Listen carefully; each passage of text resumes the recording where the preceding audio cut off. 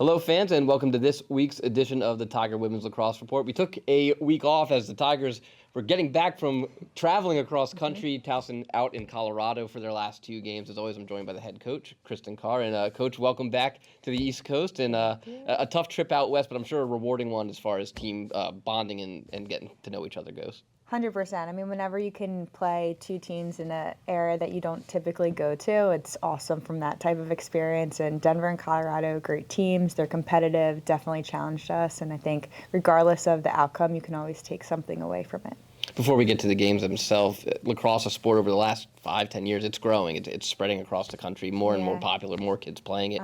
How important is it to get Towson out there to maybe kind of plant the flag a little bit and spread the brand? It's incredibly important. We actually have somebody in our 2026 class is from Colorado, so she came to both of our games, Kate Wynn, so that was fun to see her and know that we're making an impact over there too. Great. So, of course, the games get played. A tough loss to Denver, a close game, 15-11 to Denver. Yep. Katie Roscoe, 4 goals. Elise Schmiegel with a hat trick as well. And we still see these, as the season is young, we still see kind of the scoring. It can be anybody, any game so far, and that's a luxury both, and then also maybe a little bit of a headache because maybe you want to count on, okay, maybe Katie's got to go off this game, or Val Thompson has to have a big game, but then you don't get that production, but you get it from somewhere else. How do you adjust with how the game goes and where the points are coming from? I think the best part about that is everyone can be a threat. So any given moment, the moment can be yours if you grab it. And to have Katie go off in that Denver game was so great. And you know, I think some of her later goals started with transition play. So us being able to push the fast break. I think Osha hit her a couple times through transition. So them working together is always a good thing to see. But at the end of the day, it doesn't matter who scores. We just want the ball to go in the back of their net so we can get a point on our scoreboard.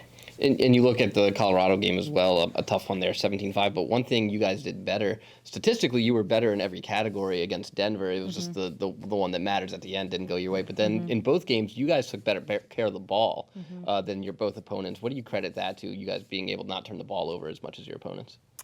You know, I think having a high-pressured ride in defense is always an important thing because you can add some challenges to the offensive end, have them make, quicker decisions under pressure situations. So we want to continue that through the rest of the season. Draw controls, too, kind of a tough spot, 18-9 and then 17-6 in those two games. And especially with the new quarter rule where whoever has the ball last gets the possession, how important is the draw now to get that extra possession and win those? And how have you been trying to improve there?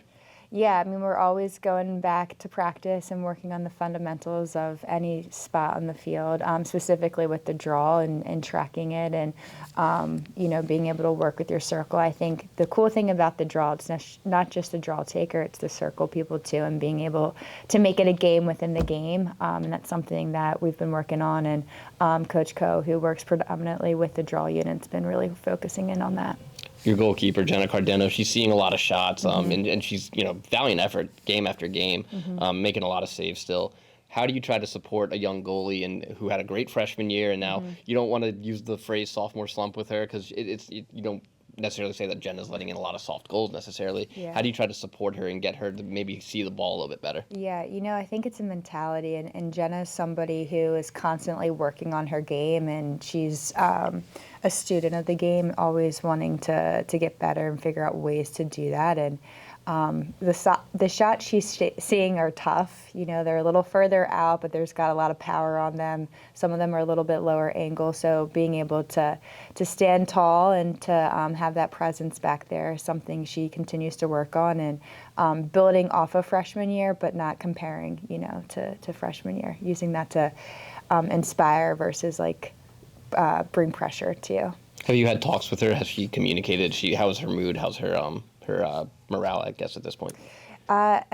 Jenna's a warrior. She wants to be the best for the team and is always putting the team first. So I think for her, there's probably some slight disappointment on her side. But at the end of the day, not many people would want to suit up and get in between the pipes. And she shows up every single day and it plays to that high standard of excellence. So we're going to keep supporting her, keep giving her the shots she needs to see, which goes hand in hand to the defensive unit and what she's doing. And we'll keep battling.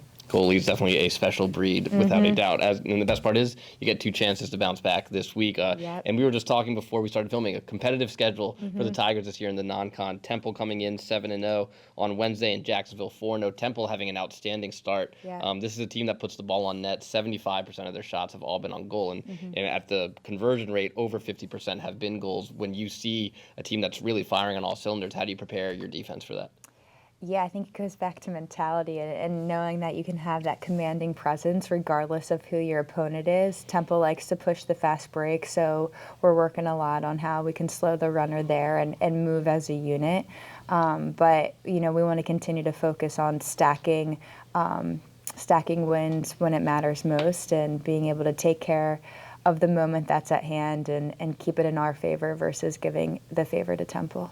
When you look at the Owls, Lexi Cup, 17 goals, 13 assists. So she seems like somebody you have to keep the ball away from. Yep. Do you approach her any differently? Do you try to maybe face guard her a little bit to try to keep her from making an impact? Yeah, I mean, you always want to take an attacker out of their game, and you can do that a couple of different ways defensively with your defensive system. So you want to see what you can do to make her do something different versus having her do the same thing over and over again. And then, of course, on Saturday, 11 o'clock, Jacksonville, also 4-0, a team that historically Towson has played well against. What do you see from Jacksonville so far this season? They brought a lot of returners back. They have a couple newcomers coming in. Their draw taker is doing a really great job, and they look like they're gelling really well. But I think at the end of the day, we have our game plan and that trust in our team and what we have going on, and we're fighters, right? I think the past couple of games didn't end the way what we worked towards, so we're excited to get back up, excited to play at home and just battle it out. Coach, looking forward to it, and good luck this week. Thank you. All right, the Tigers play 2 at home this week at Tiger Field. First Wednesday at 4 o'clock against Temple. That game will be broadcasted on Flow Sports. And then Saturday at 11, need you to come on out. That game will not be broadcasted due to scheduling conflicts here at Towson at 11 o'clock against Jacksonville. For the head coach, Kristen Carr, I'm Ben Rosenbaum. Thanks for joining us, and as always, go Tigers.